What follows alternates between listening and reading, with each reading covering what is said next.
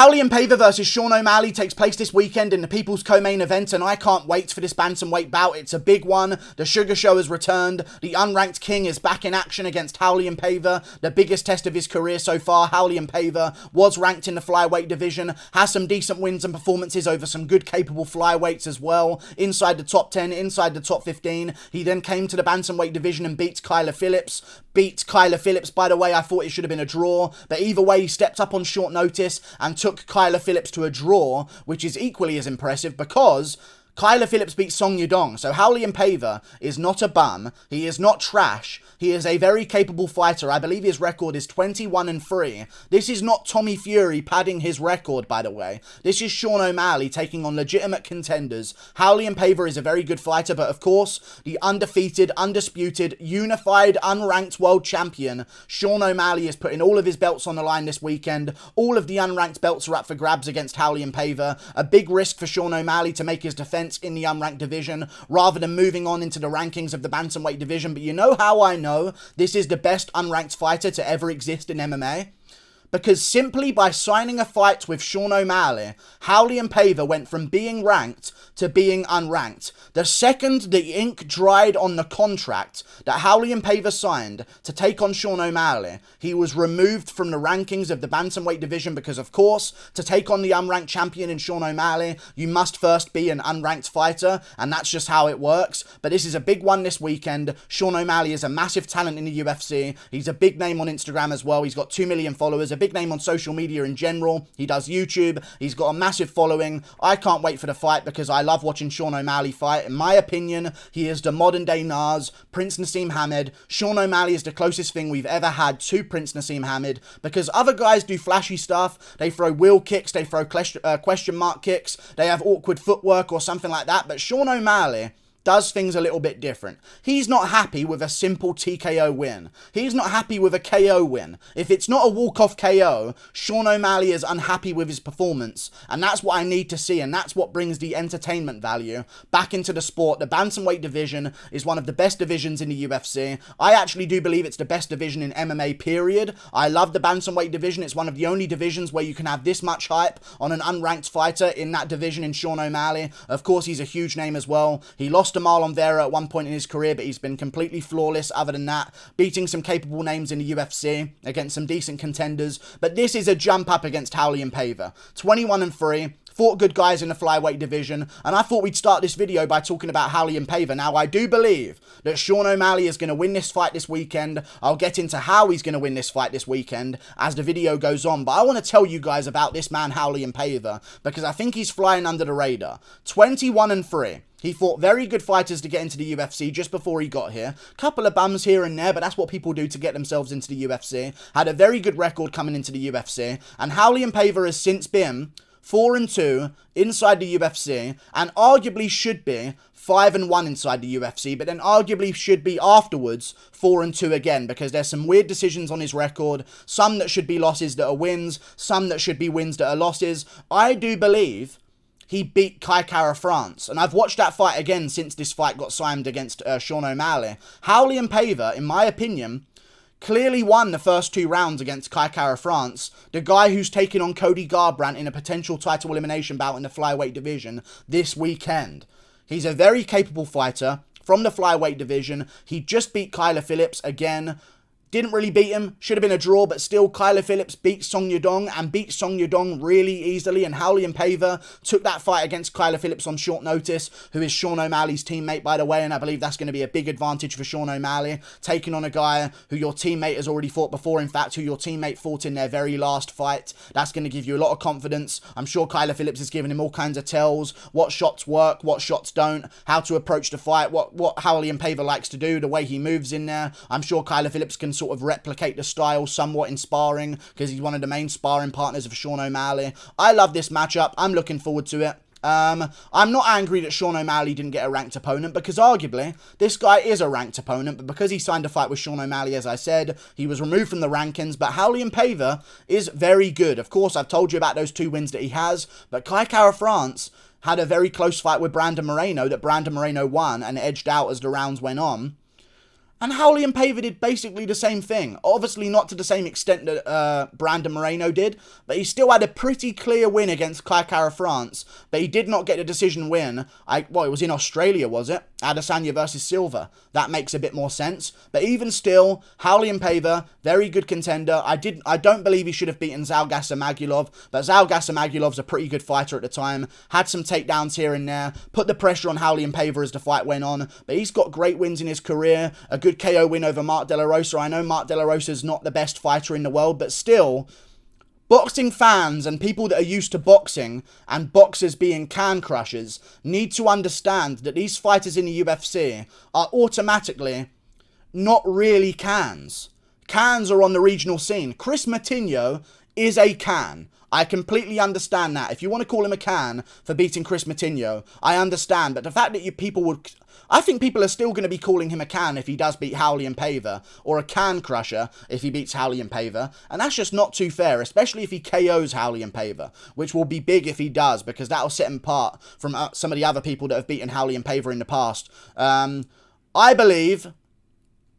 do believe that Sean O'Malley's going to win this one by KO. After what Kyler Phillips did to Raulian Paiva in the first round, I think Sean O'Malley can do better than Kyler Phillips, can learn from the mistakes of Kyler Phillips as well by not gassing himself out. In all honesty, I think Sean O'Malley is Kyler Phillips in terms of the wacky stand-up, but he's a little bit more composed, a little bit more sensible out there, a little bit less wild, a little bit more strategic. He's got much better cardio than Kyler Phillips as well, and I think that's going to help him in this fight massively against Raulian Paiva. Paiva could try and go for a takedown, but so far in his career, he hasn't really shown an ability to get fights to the ground too well. He has one takedown against Alan Nascimento early in his career on the Contender Series. Not the best, didn't really do too much with that either, won by split decision. Again, he has another takedown in his career, or two takedowns. The only other two takedowns in his entire career were against Kyler Phillips. As the rounds went on, he eventually started to reverse position and end up on top of a gassed out Kyler Phillips. So again, there's not really much to learn there. I don't believe that Raulian Paiva is going to be able to go out there and take Sean O'Malley to the ground. And if he can't do that, he's going to get molested on the feet. And that's just how it's going to work. Sean O'Malley is the molester of the bantamweight division. The way this guy hits people, dancing around all over the place, zipping in and out of shots, playing basketball in the middle of a combination, I believe that Sean O'Malley's going to have an amazing performance against Raulian Paiva, and I'm going to call that he gets a finish by second round KO with a spinning back kick to the body. I think the body is weak on Raulian Paiva. He's been hurt to the body before in his career. I believe he's got hurt to the body against Kyler Phillips. He also got hurt to the head against Kyler Phillips as well and rocked all over the place and beaten. I thought could have been a 10-7 round in that first round. Smacked around all over the place, rained down shots at the end of round one, did Kyler Phillips, and smash in the brains of Raulian Paiva. Raulian Paiva is coming off of a big damaging fight against a teammate of Sean O'Malley. He can't get this fight to the ground. He has to stand with Sean O'Malley. I don't think it's going to work. He's got a reach disadvantage as well. 3 inches of reach for Sean O'Malley is the advantage. Plus the height of Sean O'Malley is a big deal. 5'11" in the bantamweight division. A very Sandhagen-esque build. Very helpful to use your kicks with that range. He uses the kicks perfectly to find range. The front kicks, the teep kicks to the stomach as well. Just anything to create distance. He uses oblique kicks to the front leg of the thigh as well, trying to snap that knee in half. Perfect shots from Sean O'Malley are going to work all night for him. He's got a leg reach advantage. He's got a hand reach advantage or an arm reach advantage, and I think he's going to utilize them well. This is a perfect matchup for him. It's a dangerous test because Raulian Paiva is 21-3. Like, people took the mick out of Sean O'Malley for taking on a guy like Thomas Almeida, but again, I know he was on a losing streak, but Thomas Almeida what was his record? I'll just find it out right now. 22-5. He was 22-4 before taking on Sean O'Malley. These aren't cans.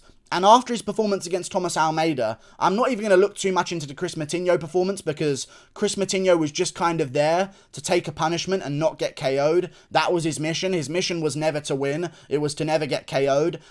If Chris Matinho actually threw shots to try and KO O'Malley, he'd leave himself open and he'd get KO'd. That's what happened at the end of the first round where he got dropped. And even when he got rocked in the middle of the first round as well, he tried to throw shots at Sean O'Malley, got countered immediately, smacked him on the chin, put him down a couple of times, and then finished him in the third. It shouldn't have been a finish in the third round though. But I do believe that these are some big tests for Sean O'Malley, and the way that he dealt with Thomas Almeida is a huge tell, because Thomas Almeida had a very close fight with Jonathan Martinez, who's a very capable fighter himself in the bantamweight division, has only lost to guys like Rob Font, Jimmy Rivera, Cody Garbrandt went to a decision with Jimmy Rivera in a very close fight as well, but got dropped here and there, and that's what won Jimmy Rivera the fight.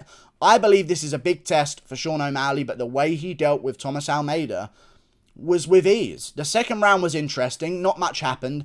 Just scooting around all over the place, landing some leg kicks. Thomas Almeida was being extra defensive in the second round. But the first and third round, he was levels above Thomas Almeida. And if you can be that many levels above Thomas Almeida, you can be levels above Raulian Paiva. There's a chance that Paiva could land a KO blow. I do worry about Sean O'Malley's chin because he's mentioned worrying about concussions in his career before. He cancelled fights because of concussions. He's been hit to the back of the head in the amateur scene and been TKO'd that way, but it was ruled a no contest because it was to the back of the head, and he kind of quit in that fight and milked the back of the head shots, Aljo style, I guess. But either way, he's mentioned concussions in camp. He's mentioned that he doesn't like hard sparring because he hates concussions. I do worry about the chin of Sean O'Malley sometimes because, again, I know he got hit in the perennial nerve against Marlon Vera, and it's not really like he got outskilled or anything like that. He actually did the contrary of that. He moved out the way of Marlon Vera's calf kick, and because he moved out the way of Marlon Vera's calf kick, the big toe of Marlon Vera landed perfectly on the perennial nerve of O'Malley's leg. Gave him drop foot, he sprained his ankle, he went down, but on the ground, it took one elbow from Marlon Vera to really put him out cold. And that is quite worrying. And I do worry about Sean O'Malley because of that, because something tells me about his build that he's not got a granite chin. And there is a chance that there could be a KO, but I don't think there will be because Sean O'Malley, despite being a flashy guy, despite switching sports to basketball in the middle of his combinations and throwing wheel kicks like he throws jabs, he's very composed. And he throws leg kicks, and he goes to the body, and he throws jabs. He's not just winging big power shots and craziness like Kyler Phillips the entire time. He will smash at the calf kick and invest early. He will make those correct decisions, and I think that's what he does this weekend. If I had to play out the fight how I see it going, in my crystal beanie, I believe that Sean O'Malley is going to go out there, leg kick the shit out of Raulian Paiva early, who's a bit more of a boxer in style. So I think he's going to have very, very heavy front leg, and I think that's going to get his leg chewed out from underneath him. I think O'Malley's going to spin him around with a couple of leg kicks early on.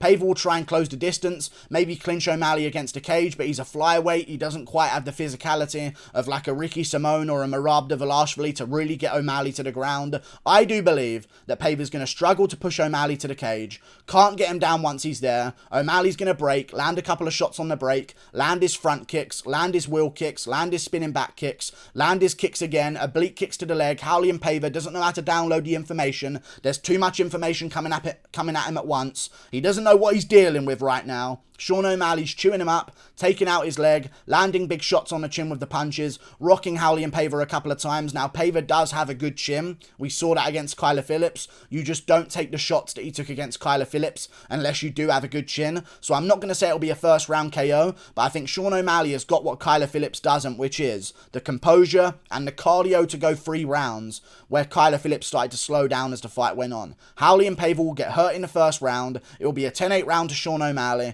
He'll school him in the first round, leg kicks, drop him with a big punch at the end of the round maybe and try and finish him off, and then realise he's not really done. Paiva tries to get back up on a single leg and Sean O'Malley separates, stands him back up, tries his wheel kick that he always does whenever he's got a fighter rocked. It won't land clean. Paiva's going to block it, stumble around. He's going to be rocked at the end of the round. 10-8 round for O'Malley, but the bell sounds and saves Raulian Paiva from getting finished. Second round happens. Back to the leg kicks from Sean O'Malley. Back to the front kicks to the body. Now he's starting to land some really hard front kicks to the body that are getting a reaction out of Raulian Paiva, and that's when he's going to throw the spinning back kick right to the guts of Raulian Paiva, and I think it's going to be a treat to watch, and I think Sean O'Malley will get a second round KO with a spinning back kick to the body, and I think it's in the bag for him as well. If he does win this one, he's mentioned wanting to fight Adrian Yanez. I don't want to see him fight Adrian Yanez. If he wins this one, he will be 8-1 in the UFC, and the only one is a perennial nerve kick, which I know people like to say is a real loss, but Chandler's wasn't a real loss to anyone. Like, perennial nerve kicks have happened before and people have acted like it wasn't a real win. No one gave Brent Primus the credit because Chandler lost to him by perennial nerve kick and it shouldn't have happened. It was a fluke and all of that kind of stuff. But now when it happens to Sean O'Malley, it should have happened. It wasn't a fluke. It was complete skill, and Marlon Vera is better than him, even though O'Malley was literally piecing up Marlon Vera before the fight was over. And even was, I'm not even lying here. O'Malley was kind of piecing up Vera on one fucking leg. Really? Vera landed, I believe, a head kick with the foot at one point that was partially blocked, a kick at the start of the fight as well, a punch, and then that perennial nerve kick. And other than that, it was all the ground and pound at the end and the shots that he landed towards the end of the fight. Sean O'Malley was piecing him up on one leg, even against Andre Sukumtar. When they went back to defeat in the third round, O'Malley was throwing spinning elbows, he was landing good shots on Sukumtar on one leg. I have no idea why Sukumtar took him down in that third round. There is a worry that maybe Sean O'Malley could get injured. Doesn't seem the most durable of guys, maybe could break a foot or something like that, but I don't see it happening. He's had a full camp, he's training hard, he takes it very seriously when fight camp comes, and I think he can beat the Raulian Paivas of this world. I just worry about him when he gets to the top of the division, but if I want to see him take on a guy next, it's not going to be Adrian Yanez. If he does win this weekend, don't call out Adrian Yanez. I understand what he's doing, because if you know, you know, Adrian Yanez will be destroyed by Sean O'Malley. Let's just say it how it is. That's just the reality of the situation. If you watch the Randy Costa fight, Randy Costa is Sean O'Malley, a little bit worse at striking, no cardio. Sean O'Malley with no cardio and a little bit worse striking, and Randy Costa was piecing up Adrian Yanez in those early parts of the rounds before he started to gas out and slow down. I do believe Sean O'Malley would beat Adrian Yanez. I understand why he wants that matchup. It's a big test. He'll get credit for beating a guy like Adrian Yanez as well, and it's an easy matchup for him in my opinion. A striker that likes to strike, likes to box, likes to be flashy on the feet, likes to be full on technique, and Sean O'Malley's got a good matchup for himself there if he wins. But I don't want to see another unranked fight. I know I made a joke about the unranked champ, he's putting all his belts on the line, all that kind of stuff, but I want to see Sean O'Malley really take on Rob Font next. Rob Font just lost to Jose Aldo. He understands he's going to need at least 2 fights to get back towards a title shot, and for him, 34 years of age, not much time left in the sport.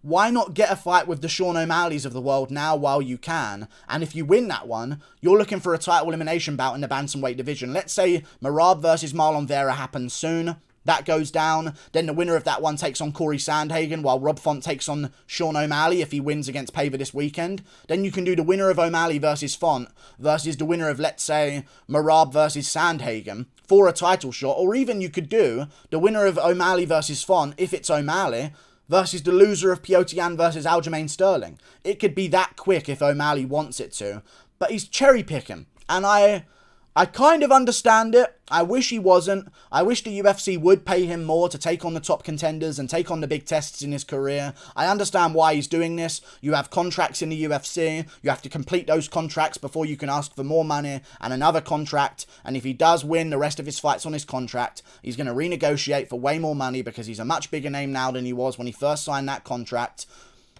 I just really do hope that he starts taking on some ranked fighters. I really do, but I completely understand why he wouldn't, really. And I understand that social media is a bit hypocritical on this because, like, I don't understand why they do this, but they say, fighters deserve more pay, feed Sean O'Malley to the wolves now and get him lost. Like, I know you don't like Sean O'Malley. I completely understand it. But fighters deserve more pay. More pay for fighters. More pay for fighters. I don't care if they have 7k followers. Give them 1 million. They deserve it because we don't understand hard work in our generation and think everything should be fucking given out for free like a businessman hasn't risked his entire financial welfare to make this business possible. I know that's my generation. That's how it works. Deserve more pay. Feed him to the wolves. Stop padding your record and stop building your contract up. Make up your mind. Social media comment section. I'm sick of it, okay? Do you want him to get paid more and take on low-level guys until he does get paid more? Or do you want him to fight a top guy for less money? I don't know. I'd rather him take on a top guy for less money. See if he's really about that life. And I do believe, I'll say it confidently now, maybe I'm jinxing him to lose to Paiva. I think he beats Paiva, and I'll tell you this as well, I think he KOs Rob Font. Leaving you on that hot take. Like and subscribe. Thank you for watching. Second round, spinning back kick KO from Sean O'Malley. Click that button up there. Toodle pip, I'll see you later. Goodbye.